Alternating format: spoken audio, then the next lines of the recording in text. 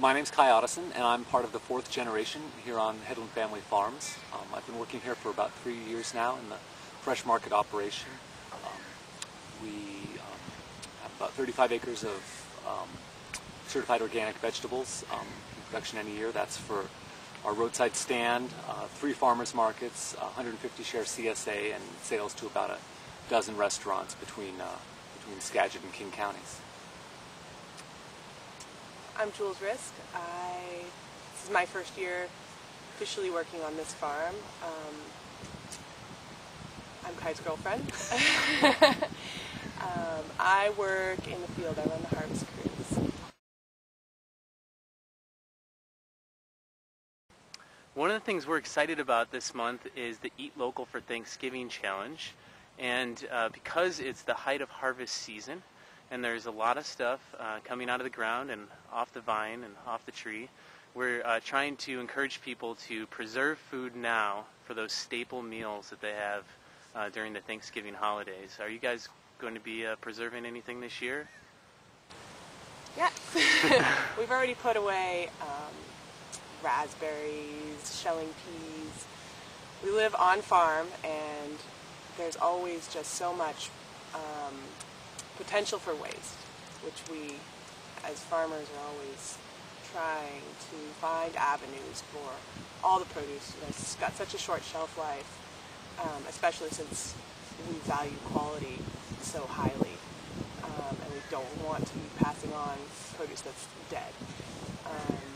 So we want things that are going out from here to be fresh. So if it doesn't make the grade, then what do you do with it? We have, a really active compost system, but any time you drive 60 miles with the case of tomatoes down roads, down freeways, they're never quite the same on the 60 miles home as they are going down. So pretty soon we'll gear up with canning tomatoes or drying tomatoes. I've got an old dehydrator from my parents, an Excalibur, which is the best brand, and get it out, scrub the mold off of it from last year's stuff.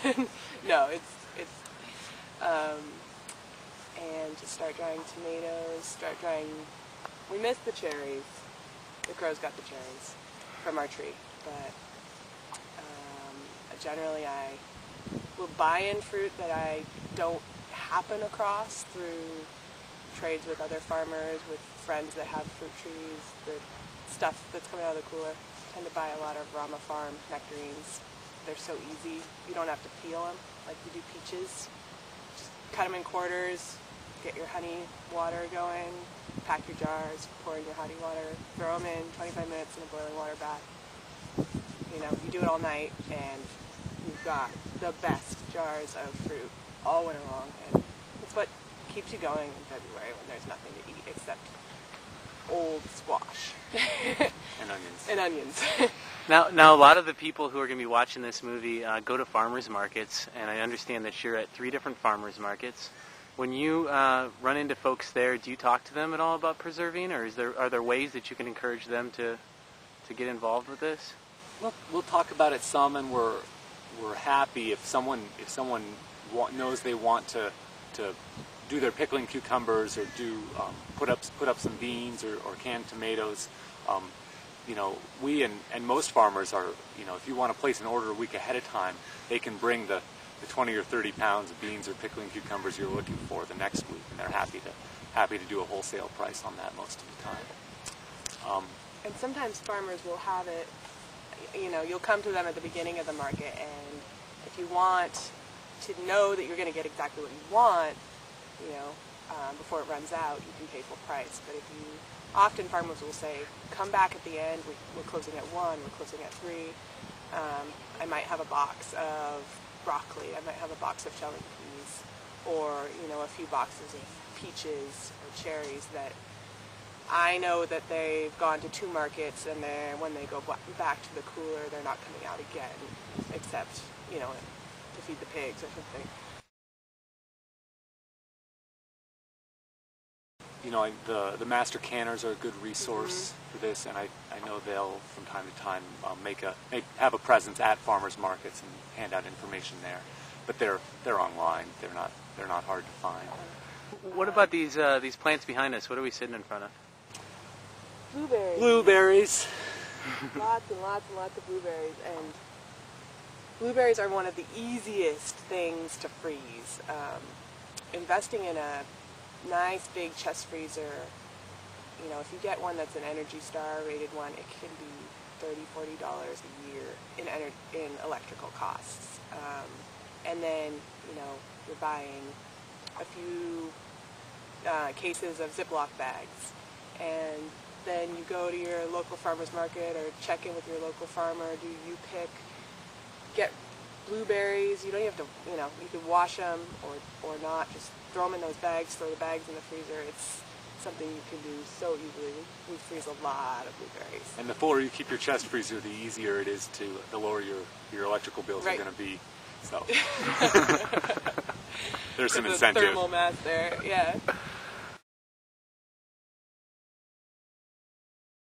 You know, buying in bulk from your local farmers really helps them because farmers have an unusual type of cash flow where, you know, we put a lot of money out in the spring for seed, for labor, for equipment, for maintenance, and there's nothing coming in until now.